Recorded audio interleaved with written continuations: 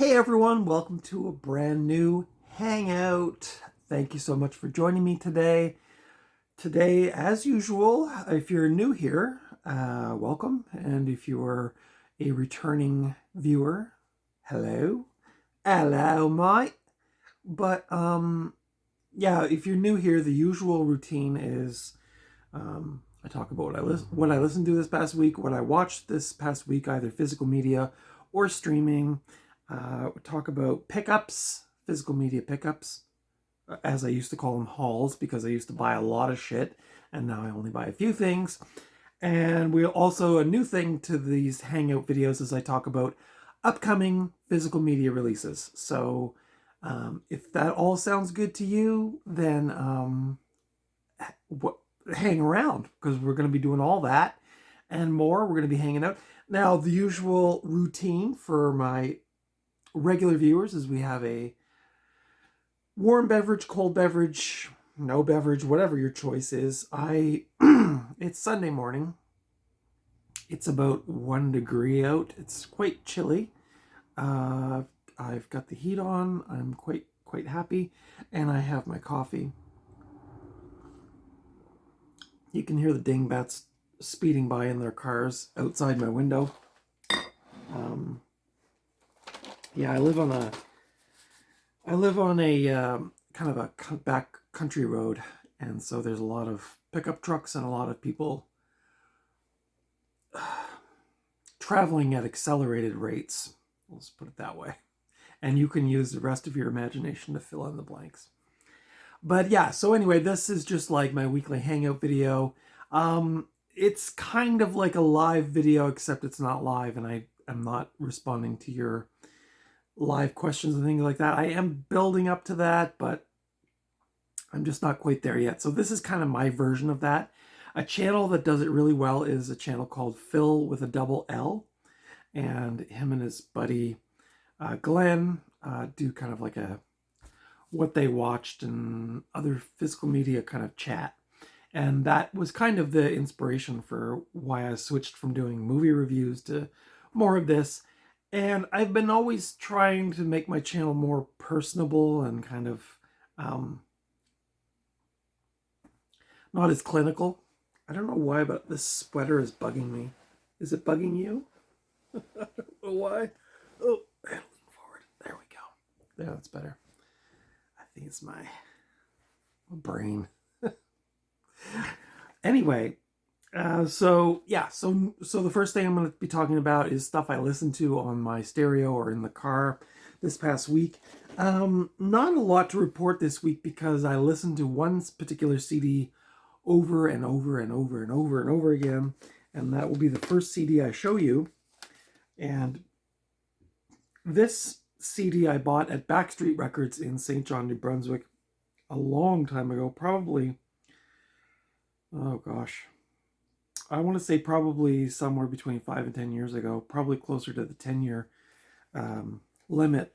But this is a really beautiful set from Rhino Records from 2015. Okay, so it came out in 2015, so I probably bought it not long after. And that is The Pretenders' Learning to Crawl. Chrissie Hynde and The Pretenders. I know a lot of people like the earlier stuff, and I totally do enjoy and respect the earlier stuff. But for me, this came out in, I think, 84? I think 84. So I was 14 years old when this came out, and the minute I saw Chrissie Hynde on the screen, I was like, oh my God, this person is the coolest. And yeah, I just always loved Chrissie Hynde. I think she's just really... I can't comment on what she's like nowadays because I really lost touch with her and her music. But back then, and really kind of... And anytime I saw Chrissie Hynde or The Pretenders on TV, I was just like instantly drawn to her energy. And I think she was a great, powerhouse in the music industry. She was around back in, She was around, I think, back in the 70s in England in the punk scene. She was pretty sure she was friends with Lemmy from Motorhead, or at least hanging out with him. And she just like struck me as a cool cat. And I did read her autobiography. I think it was called Reckless. I listened to, oh my God, I read that several years ago. I thought it was pretty interesting. I don't know if I actually finished that book now that I think about it. I found the very beginning to be very dry, like up until the Pretenders formed, which I was really actually mostly curious about her former life before she became a rock icon or rock performer. But yeah, Chrissie Hynde, I always just really loved Chrissie Hynde. This album for me is my favorite Pretenders. This, just to put into perspective, if you're not familiar with this album, this has Middle of the Road, Back on the Chain Gang, Show Me, 2,000 Miles. And those were like the hit singles. The tracks in between, though, one of my favorites is a song called Time the Avenger. Watching the Clothes Go Round, Watching the Clothes Go Round is a great song about doing laundry on a Saturday night while your friends are off having fun. So this is a beautiful package. I think I did a deep dive on this when I first got it, but I haven't revisited it in years. But it's a 3-disc set. It's 2 compact discs and 1 DVD. And I'm going to be perfectly honest, I don't even think I've watched the DVD. But the second disc is B-sides and live, and also demos. So it has different demos and live recordings. Time the Avenger live, which is wicked on here. They do a cover of Money. There's a demo of Watching the Clothes on here from August of '82, which is wicked. And then the DVD has the promo videos from this album, as well as BBC TV appearances of 2,000 Miles rehearsal and interview. That was from December of '83, and 2,000 Miles from December of '83. Top of the Pops. Oh, I see. My apologies. So it's 2 appearances on the BBC, one on a show called Breakfast Time, December of 1983, and one on Top of the Pops, December of 1983. So beautiful packaging from Rhino Records. There's some pictures on the inside too. There's a picture of the band from back then, I guess. So yeah, it's a really nice package. And so this is what I listened to mostly this week. I just listened to the main album, and I listened to the demo CD a couple of times as well, or the B-sides and demos. Highly recommended. The thing I like about the Pretenders too, and I'm not going to go too much longer on this, but the thing I like about the Pretenders too is that Chrissie Hynde weaves sometimes subtle and sometimes very blatant political messages into the lyrics, and this is pop rock music. And I think maybe that's what got me kind of excited about them back then, was that, I was listening to Motley Crue and Twisted Sister and all that crap or stuff. And then when I started to hear like Bruce Cockburn and the Pretenders and U2, I started to realize, oh, these artists are like weaving like political messages, feminist messages, observations on society, all mixed in with this sort of pop rock context. And that kind of excited me. And that was before I discovered hardcore punk, but that was kind of my introduction to like, oh, you can say other things than just I love you in pop rock music. So check out the Pretenders, a powerhouse for sure. I think a couple of the people in the band are now gone. Chrissie Hynde, the last connection I had with Chrissie Hynde was when I was working at a campus radio station about probably 6, 7, 8 years ago, and Chrissie Hynde did put out a new album, and I did play some tracks on my radio show, and it wasn't bad, but it was more kind of slower and more polished, and it didn't have that kind of driving beat like the old stuff. But Chrissie Hynde I just think is great. This one I'm not going to spend much time talking about. It's actually a CDR of The band Sacrifice. I went digging. Well, long story short, my MP3 player died. I've had that MP3 player for 15 years. It was by the company Kobe, which I think was like a low brand on the electronics food chain. And I always had a badge of pride with that MP3 player because a lot of people made fun of me when I bought it. But it had lasted up until about a month ago. It was reliable. It always worked. And I always thought, your iPods are flunking out on you and, whatever. My little MP3 player, which was only about yay big, was just like a little powerhouse. And it was like the little engine that could. And it just kept going. And then about a month ago, I dropped it on the floor and it stopped working. And I was very, very sad. Long story short, I have a really old MP3 player, which I should have brought with me to show you, but it's an old iRiver MP3 player from Radio Shack. Yeah, that old. I think it's 20 years old this year. I think I got it Christmas of 2005. Long story short, I can't get that to work with my laptop. I need the installation disc. So I know this is a long, convoluted story, but I went looking in my bin of old CDRs and installation discs and things. Could not find my iRiver installation disc, sadly, yet. I'm going to do another deep dive, but I did find this CDR of Sacrifice, and I just wrote on the front 2 albums. I don't know the names of the albums. As the World Burns is the opening track. I don't know. It's kind of maybe it's not like the first 2 albums are the ones I like. Torment and Fire and the Forward Determination are my favorites. But this one's maybe those ones that came like after that one. Still really good. Very the production value increased greatly. The songwriting got a lot more intricate, and they're just really good albums. But I didn't spend a lot of time on that, so I'm just gonna leave it at that. Whatever those albums are, they're really good. I would recommend, and I did pick up Torment and Fire on CD a couple of weeks ago or several weeks ago, and if you like early to mid 80s speed metal, it's some of the best, and it's Canadian. On continuing on with my metal tip, I listened to Iron Maiden's Power Slave. This is I think this is a remaster, if I'm not mistaken. This is also from 1984, going back to The Pretenders. This was the same year as Learning to Crawl came out. Iron Maiden came out with Power Slave. There's the boys with a Egyptian mummy sarcophagus, or whatever you want to call it.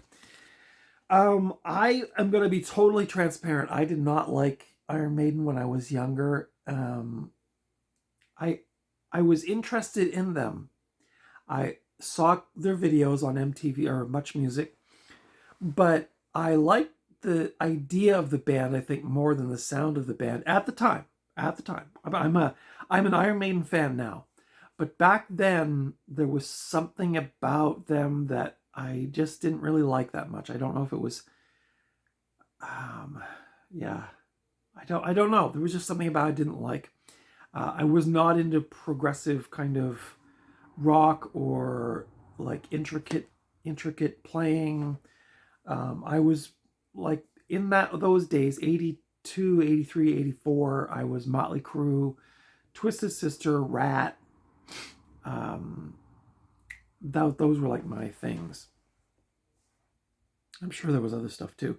I was also at the same time, though, I was into like the Police and Styx and like that bad early 80s Genesis, which was not prog. But Iron Maiden, I don't know. I didn't like them at the time.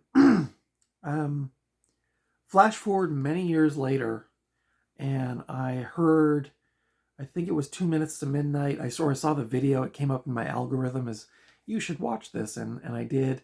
And then I was like, oh, I don't know. It landed differently for me, as the kids say. It hit differently. And then I went down a rabbit hole. And this was, I want to say this was like 2015 or 2016. I was hosting a metal radio show and I was really doing a deeper dive into some of earlier 80s speed metal like Anvil and Razor and revisiting Sacrifice. And then I started listening to like just Judas Priest and Iron Maiden. And then I started to uncover like a lot of this stuff, and I started to get more and more into it. And that's when I sort of got back into like Rush, and that's when I discovered Yes and Emerson, Lake and Palmer and all the prog rock. So it sounds strange because a person of my age, you'd think I would have been into that all my life, but I was more into like hardcore punk, and then I got into grind metal, and then I got into like grunge, and then I got into like Foo Fighters and Weezer and that, and then I went into like Radiohead and Kathleen Edwards and the Stars, and it was a long weaving journey to where I am nowadays. But I think that's beautiful. I love that. And so Iron Maiden came back to me in mid my mid 40s, and so I quickly snapped up any CD I could get. And the other thing that inspired me was Michael Langvan from Voivod, the drummer from Voivod, who I had a huge crush on and just really like his artwork and his drumming. When asked what his top 5 albums were, he immediately said the first Iron Maiden album. So I went out and, of course, had to find a copy of that and hear what I was missing. And that led me to get like Killers and Peace of Mind. And I bought this also at Backstreet Records in St. John. Thank you, Gordy, who special ordered this for me. And I think this is a remaster, if I'm not mistaken. I don't know if I have my magnifying glass handy. Oh, I do. Folks, when you get older, always have a pair of scissors and a magnifying glass nearby, because you're going to need them, trust me. Oh. Let's see here. This is from, yes, this is the 2015 remaster, and this disc is from 2019. And this has a lot of their big hits: Aces High, 2 Minutes to Midnight, Power Slave, Rhyme of the Ancient Mariner. Did I tell you that Ancient Mariner story? I can't remember now. Yeah. But yeah, this is so good. And I highly recommend listening to this on headphones. The sound quality on this, I said a year or so ago, I re-listened to the first Black Sabbath album on CD. I think it was like the late 80s reissue of that CD, and it sounds fantastic. And likewise, this sounds so good on headphones. I mean, it sounds good on speakers too, don't get me wrong, but to listen to the, wow, beautiful. So yeah, that's my deal with Iron Maiden. But what was I going to say? I've forgotten what I was. Oh, Rhyme of the Ancient Mariner. In grade 12, I think it was, my English teacher, we were studying romantic poetry, and we discussed was it Rhyme of the Ancient Mariner, I guess? And we also did Wuthering Heights, the book, which was at Bronte. But the teacher I had was really cool. I think her name was Mrs. Mackenzie. And she would ask us as a class, okay, we're going to be doing this Rhyme of the Ancient Mariner. And she would always encourage us to find ways to tie it into modern stuff. So for Wuthering Heights, she actually brought in one of those, I'm gonna give away my age now, but like in the 80s, kids, if you're younger, maybe they still do it, I don't know, probably not, but there was the AV department in the high school and in the junior high and in the elementary. But in this particular instance, you could borrow a record player, a vinyl record player, from the AV department. And somebody from the AV department at the school would wheel this thing down on a little black trolley. And it was a big green or bluish green record player. like a big box, and you lifted up the box, and the speaker was built into the bass. And she played us, I want to say it's Pat Benatar that did a version of Wuthering Heights. I don't know if her or Kate Bush wrote it, but she played us Pat Benatar's cover of Wuthering Heights. And then later in the year, like she said, does anybody have any examples of where this poem might have influenced people? And I can't remember who it was in my class, but this metalhead guy in my class said, oh, the band Iron Maiden has a song called Rime of the Ancient Mariner. And she said, bring it in and we'll listen to it and we'll dissect the lyrics and then we'll talk about it in relation, compare and contrast, which was the big thing back then, to the poem. And I always thought that was so cool of that teacher. So I don't know if Mrs. Mackenzie is still alive. She had gray hair in 1988. So I don't know. If you're still out there, Mrs. Mackenzie, thank you. If you're not, rest in peace, and also thank you. But yeah, that was my little side thing with that. The other thing I got while I was at my mom and my sister's house was U2 Unforgettable Fire, which I mentioned last week. I was listening to some U2, and this is again 1984. Wow, I guess I must be having some nostalgia feels. This album was produced by Brian Eno and Daniel Lanois from 1984. Recorded in a castle, Castle Slane, I think it was, if I'm not mistaken. And I feel like I've talked about this on the channel before. But yeah, this, yes. All tracks recorded in Ireland at Slane Castle, County Meath, and Windmill Lane Studios in Dublin.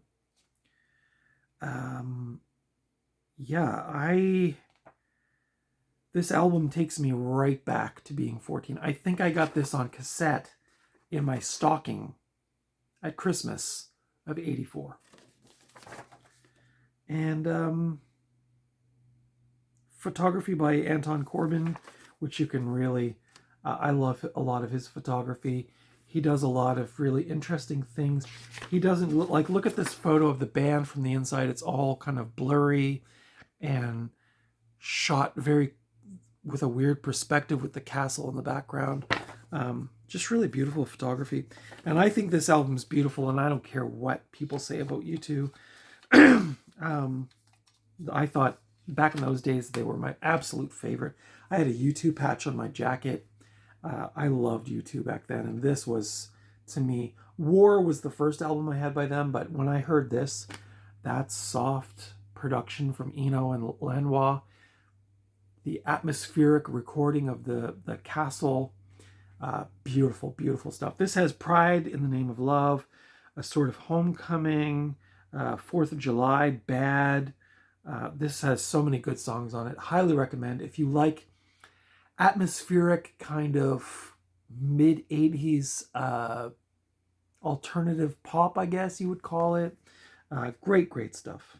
Great stuff. I actually kind of feel like I want to listen to this on headphones later. And then the last thing I listened to, which was a soundtrack, some of you may remember I picked this up in August. This is the Grindhouse Video number 16 Blu-ray 4K box set of the Lucio Fulci film The Beyond. And I did an unboxing of this. If you want to see it, it's on my channel. But one of the discs in this massive 6-disc set is the Beyond Composer's Cut. Composed, orchestrated, and conducted by Fabio Frizzi. Recorded at Giuseppe Medi at Octopus Music. Recorded by Giuseppe Medi at Octopus Music Factory Studio in Rome. And I finally got around to listening to the soundtrack to this album. Very atmospheric, very moody, very spooky. And if you've never seen this movie, a little off topic here, but if you've never seen this movie and you like horror, you like Italian horror, you like gore, you like weird just weird, fantastic, surreal horror movies. You got to see the Beyond. And the soundtrack, it's hard to describe a orchestral soundtrack in words, but haunting. Yeah. Let's have a sip. It's gotten a little room temperature-ish, but whatever. Now, as far as what I watched this week, I watched a documentary called Clockwork Shining on Amazon Prime in Canada. I highly recommend avoiding this so-called documentary.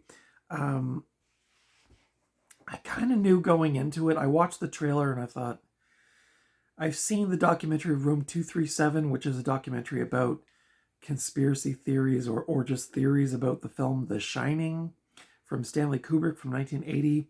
This is another documentary which attempts to connect Kubrick to MK Ultra, and that the movie's about mind control.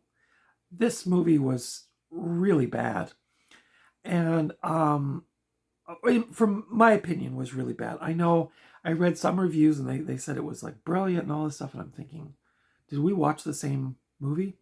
It was so bad, actually, about the last 15 minutes, I just fast forwarded through it. I couldn't even stand it anymore. It's not that I was opposed to the idea of trying to connect Kubrick to MK Ultra and the government mind control, but just that it was poorly constructed. So it didn't really lay out its thesis very well before, and then, and this is what got me, was I was like halfway through it, I thought, is this a documentary about MK Ultra, or is this a movie about The Shining and how MK Ultra is a possible connection here? The movie went so far off the rails into government and conspiracy and MK Ultra that it totally lost its trajectory. It wasn't even talking about the movie, to the point where I was like, it's a great documentary about MK Ultra, but it has very little to do with The Shining, and it didn't state its thesis or follow through on that well enough to be considered a documentary about The Shining. And that's really all I have to say about that. Some of the stuff about MK Ultra was kind of interesting. Some of the people they interviewed were, I guess they were credible. I guess some of the stories they told were kind of spooky and kind of thought-provoking, but I just didn't get it. They were trying to say that there was like some kind of like thing going on between Jack and Danny, like sexually and all this. And I was like, what are you talking about? And that like, I mean, the story was written by Stephen King. I don't think Stephen King had MK Ultra in mind when he was writing it. He was talking about the supernatural, about haunted spaces, about psychic connections between people, about spirits and lost souls. And then was Kubrick really, I don't know. I found that the movie was a mess. That's what I'm going to say. And so I have to give it a big thumbs down from me. I tried to go online to see if anybody else had feelings like that. Like if it was just, I only found one other reviewer that said like, this is just a disaster. Most people were like, this is amazing. This is incredible. I'm going to watch this multiple times, blah, blah, blah, blah, blah. And you got to wonder, like, are these just friends of the director? Or I found something else that's bugging me. This little candle thing. Yeah, I wouldn't recommend it. If you want to watch a documentary about MK Ultra, if you don't know what that is, and experiments on the mind by the government in the 50s, 60s, 70s, go check it out. But otherwise, if you're looking for a documentary about The Shining, it's not it. And of course, it ties in with A Clockwork Orange and that movie being about mind control and yeah, just lost on that one.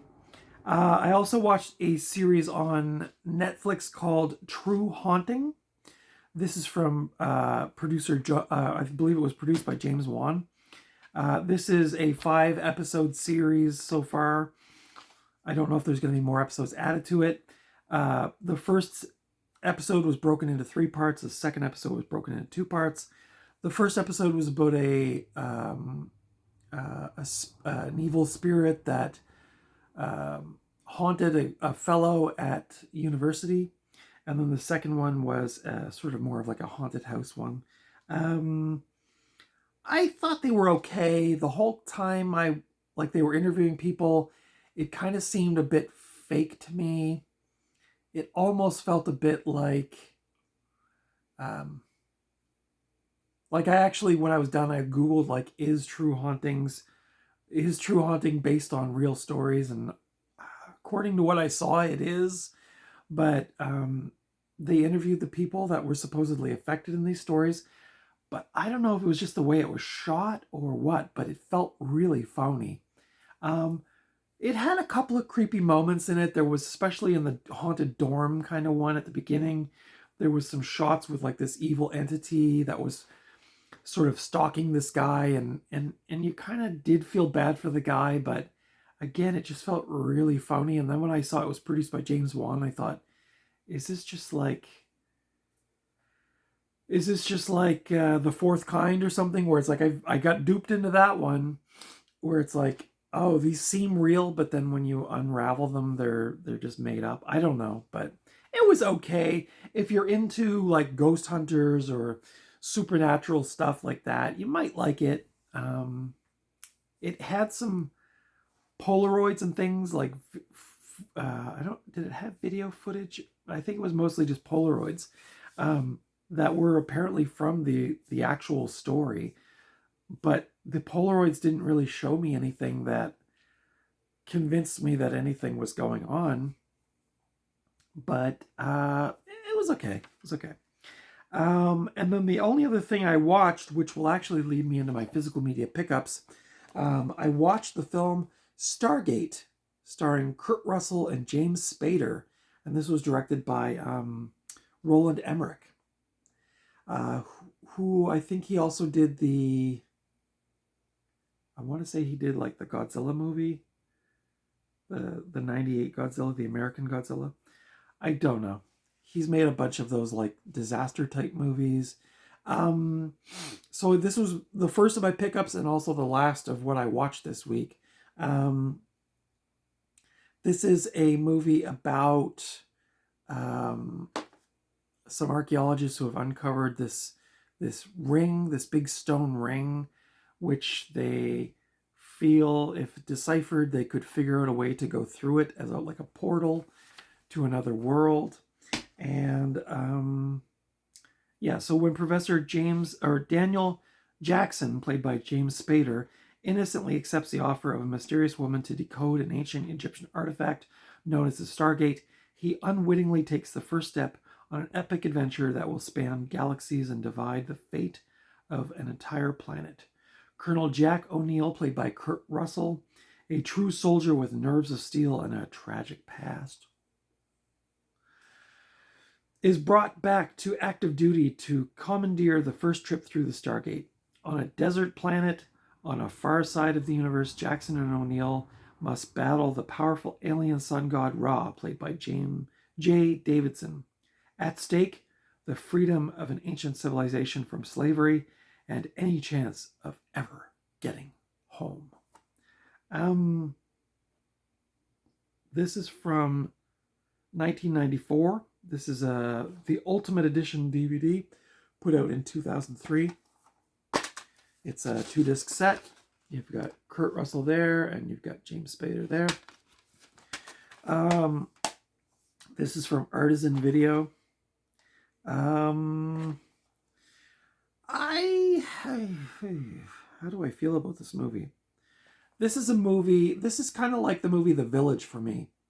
I like the story a lot. I'm really invested in the story. The execution, on the other hand, okay. Pretty good. This was okay.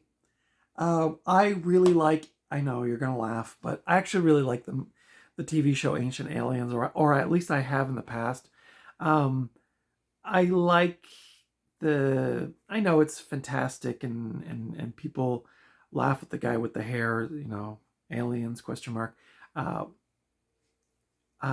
but I like escaping to that stuff, and I knew that this movie Stargate was that. It was like escaping through this ancient Egyptian um, Stargate, and that kind of excites me. I just kind of like it. It tickles my brain in the right ways, and it's fantastic. It's science fiction. Um, Eric von Daniken and the Ancient Aliens TV show, and all those folks who have tried to hypothesize that aliens visited Earth way back in the old times and delivered all these different philosophies and sciences to us as humans. I mean, I don't know. But yes, this movie sort of explores that, going through the Stargate, and when you get to the other side, there's all kinds of this Egyptian stuff. I thought some of the Egyptian like gods or whatever, the costumes were kind of cool. But overall, this was very Roland Emmerich, early 90s sci-fi fantasy, if that makes sense to you. Um, really over the top. Now, I believe you guys can tell me if I'm wrong, but I think this is connected, or the Stargate TV show was an extension of this movie, or if I'm not mistaken. I don't know for sure, but and I can't see if this is based on like a novel or something. See if I can see anything here. Oh, executive producer was Mario Casar, which I've seen that name before. It was written by Dean Devlin and Roland Emmerich. So I don't see anything on here that says it was based on a book or anything, but if I'm not mistaken, I think the TV show Stargate was an extension of this movie, but you can correct me if I'm wrong. I would give this movie a 5 out of 10. If you really like the ancient Egyptian kind of alien connection thing, you might find some things in it that were cool. I like the whole beginning where James Spader was decoding the ring and stuff. They were very caricature-y. I found James Spader he had the long hair and the glasses, and he's brushing his hair, and he's all, oh my God, we're gonna unlock this Stargate and this science fiction, and he's being very nerdy and over the top. And then you've got Kurt Russell comes in with the brush cut, and he's very much like the stereotypical like army dude who doesn't believe in the hippie guy, nerdy guy who is into all this stuff and just wants to take his crew, his troop, his platoon, and go through this gate and fight. They got their guns and they're ready to go, and it was kind of that kind of a thing. So if you grew up in the 90s, you like science fiction, you like those actors, you probably would find some stuff in here that you like. Roland Emmerich as a director, he does, like I said, did he do like the what's that one where I don't remember. I think he did that one like the day after tomorrow or something. Or what was that one where the Earth, all like catastrophes happen? Was that him? I get him mixed up with somebody else a lot, but I'm pretty sure he did the 98 Godzilla with Matthew Broderick, which I know it's a guilty pleasure of mine, but those types of movies like Waterworld or those types of movies, they are kind of guilty pleasures for me a little bit. What was the other one? Twister. Those kind of movies, like those big bombastic 90s blockbuster sort of science fantastic thrillers. I do have a soft spot for them, and the Stargate film is no exception to that. The other pickups I made this week, I got this documentary called Origin of the Ring, J.R.R. Tolkien, Origin of the Rings. This is an unauthorized tribute, it says on the back. I had this on VHS probably 4 or 5 years ago. If you've been watching my channel all along, you may remember me showing this on VHS before. This is from 2001. Michael Corrin author of J.R.R. Tolkien, the man who created The Lord of the Rings. This is an epic journey. Take a brief walk through the novels speckled with biographical info on Tolkien and explore fantasy fiction as a topic in itself. So yeah, I got this for a couple bucks, so I decided to re-add it to my collection. I have since gotten rid of the VHS, but I don't remember this being like an amazing documentary, but I am going into my annual Tolkien holiday phase, and I thought I'd revisit this. It's only an hour and 5 minutes, but this was put out by Trinity Films and Alliance Atlantis. So there you go. And then the only other pickup I made this week was actually a cassette tape, and that is Jean-Michel Jarre en concert. In concert. En concert in French. I got this for $1 Canadian. I actually saw this a couple weeks ago before it had a price tag on it, and I was divided about whether to buy it or not, because I really don't do cassettes much anymore, but I don't have this one on CD. This is Jean-Michel Jarre with orchestra and choir, and it appears he does a bunch of different pieces. Oxygen 5, Equinox, Rendezvous, several pieces from that. But I decided to grab it anyway. I do have sort of become a little bit interested in Jean-Michel Jarre, and this one, originally when I asked how much it would be, they said $2, and then when I went back in a couple weeks later, I had to go digging for it because it got mixed in with a bunch of other tapes, and I found it for $1 Canadian. So patience, kids, can pay off in the end. So what was $2 is now $1.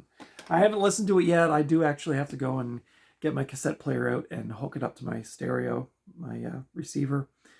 Again, because I was kind of thinking about getting rid of my cassette player. I know, it's goofy. But yeah, that's what I picked up, that's what I watched, and that's what I listened to. Let me know in the comments below if any of those things tickle your brain, or if they're things that you're interested in, or maybe things you have in your collection or have watched. Now, on to the new releases coming up this coming Tuesday on Physical Media. It's not a big week this week. Speaking of 90s bombastic sci-fi films, we have the film Red Planet coming to 4K from Arrow. Arrow seems to be diversifying and going into more like popular movies, which is fine, I guess, if it keeps the physical media alive. They also have Dark City. Arrow does have Dark City coming out on 4K, a very underrated sci-fi noir kind of film from, I want to say 98, if I'm not mistaken, 97, 98, somewhere in around there. Martin Scorsese's Casino is coming to 4K. This is the 30th anniversary. Wow, that puts me into perspective in time. This is coming out from Universal. Casino is a very, very excellent film from Scorsese. This is based on, I believe, another true story, kind of like Goodfellas was based on Henry Hill. Casino, I can't remember what the person's name was, but this is a gangster who's been sent to Las Vegas to run a casino, and then his kind of hot-headed pal, played by Joe Pesci, shows up, and Robert De Niro plays the main gangster in the film, and he wants to run things clean, well, it's not clean, it's dirty, but he wants to keep things cool, right? And Joe Pesci comes in behind him and is like he's starting to screw up De Niro's sort of smooth ride, and De Niro doesn't like it. Long story short, that movie has one of the most heart-wrenching, if you know that scene in the desert, yeah, it's gut-wrenching to watch. I don't even really like watching it anymore. But the bulk of the movie set in Las Vegas at casinos. It's very exciting. I'm trying to remember who else is in that. Sharon Stone is in that, playing Robert De Niro's wife, and she's great. James Woods plays Sharon Stone's ex-boyfriend, and he's excellent in it as this kind of like scummy, kind of loser guy who's kind of like feeding off of her and in turn Robert De Niro's wealth. And it's an excellent movie. I don't know if I would revisit it as much as I would rewatch Goodfellas. I would say Goodfellas is the superior of the two, but Casino is an excellent, excellent film. And the only other thing I have to report to you is John Woo's A Better Tomorrow is coming out on 4K from Shout Factory. So if you like the John Woo films, especially the Hong Kong action films, A Better Tomorrow with, I believe it's Chow Yun-fat is the lead actor in that film. I don't know if I've seen that one. I know I have The Killer and Hard Boiled, but I don't know. I don't think I've... If I did see A Better Tomorrow, it's been a long time and I've totally forgotten. So, but if you're a 4K hound, you can go and check that out. It's coming out from Show Factory, who again I guess are diversifying and getting into more like, well, I don't want to say mainstream, but other types of movies. But yeah, that's it for today, guys. Thank you so much for tuning in. I hope you enjoy these hangouts as much as I do. I kind of like them. I kind of like the chill vibe. I had thought too, another thing I could do is maybe put like a little bit of like light. I know a lot of videos I watch, when they're doing these kinds of things, they'll put like a little backing track that's very quiet in the background, like a little lounge music or something. So I may try that and see what it feels like, and you can give me some feedback on that. But when it comes to video production, I'm just kind of basic. Just kind of hit record and all of the stuff that I talk about, and I don't think I've ever mentioned this on one of my hangouts, but all the stuff that comes from my mouth and my brain in these hangouts is just honest. It's not, I don't tend not to research a lot anymore on the internet. I just kind of give my true feelings on things and my initial reactions to things. Last week I talked about Del Toro's Frankenstein and the new Fantastic Four film, and I just kind of try to talk about things in a very honest way, like not like, and I do have some film knowledge for sure, like, I just spewed some on Casino, but I tend not to, before I would go and like research and make up all these scripts and stuff, and now I just want to do it like honest and not make it feel more honest, less scripted. So yeah, so all the stuff, I don't know what people's feelings are on my thoughts on these things, but it's all, I wanted to tell you, it's all from the heart and just me talking. We're just hanging out, right? So let me know if there's anything you watched on streaming or on physical media or in the theater that you thought was excellent and want to report back on in the comments below. As far as the theater goes, I was looking up what's coming out in December to the theater. Nothing too exciting, although I will say the Kill Bill, The Whole Bloody Affair is coming out to theaters, which is, I think I read or heard somewhere that it's 4.5 hours long, which is pretty intense, but it's both of the Kill Bill movies in one, and then they've added in some new scenes, I believe, of the anime stuff that's in the original. And then you may recall in Kill Bill, there's a scene where Uma Thurman's fighting all the Crazy 88, and she's hacking them to pieces, and there's blood spraying everywhere. If you remember that in that film, it switches from color to black and white, and I think that was to avoid getting like an X rating. Tarantino didn't want to get an X rating, as to my understanding, or to my memory. And so in order to do that, he switched it to black and white so that I guess the MPAA would give it a lower rating, which would be like, I guess, rated R maybe. And I think in The Whole Bloody Affair, he switched it back to color. So now that, and again, you guys can correct me if I'm wrong, but I think there was a colorized version, which was a DVD, which came from Japan, I want to say, or China, probably Japan. that had the colorized version of that fight in it. But it looks from the trailer like he switched that scene from black and white to color. So that could be fantastic. I imagine it's probably not going to play at my theater because I live in a really tiny place and we don't tend to get a lot of that stuff. But I might venture to my major city center if that does play on a big screen, because that I think would be an experience.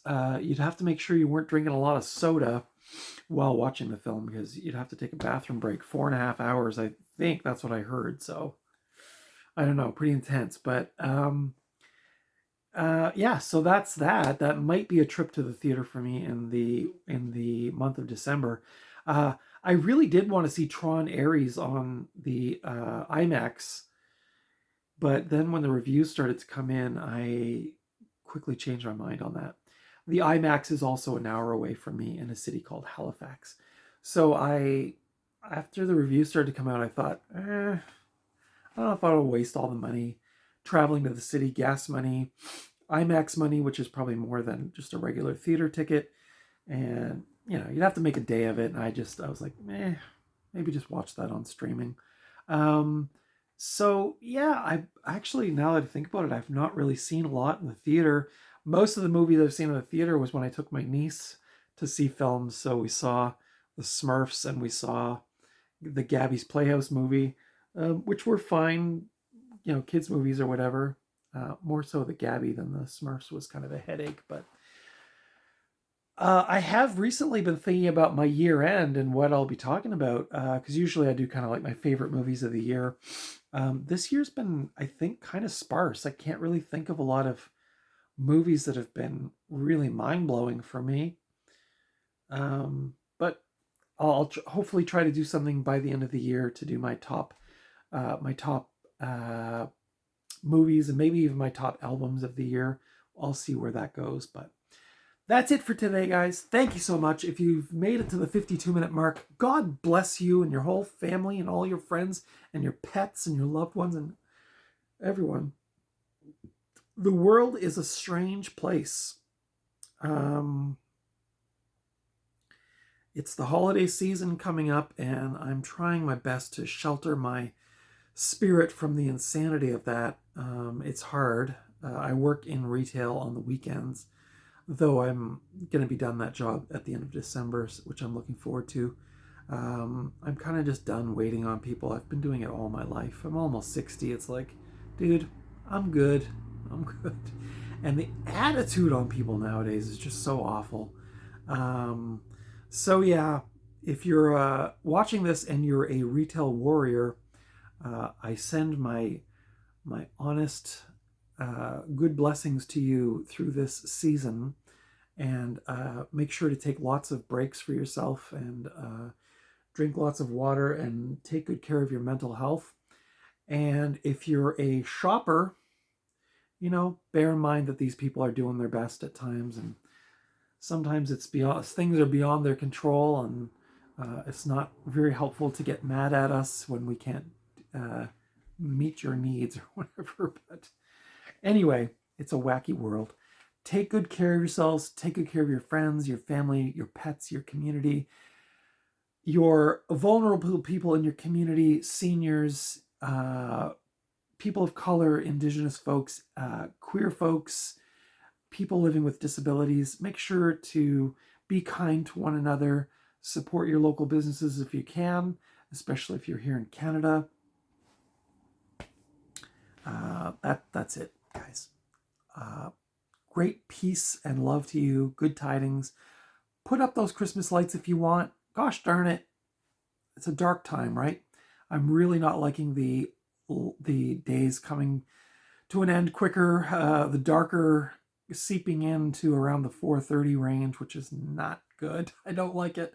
I don't like driving in the dark either. My eyes are so messed up with the halogen light bulbs, or headlights. But anyway, that's for another day. You know the drill, guys. Until next time, take good care of yourselves and your family. And until next time, I will see you at the video store or the thrift store or just out and about somewhere. That's it. Thanks for watching. I'll see you in the next one. Bye.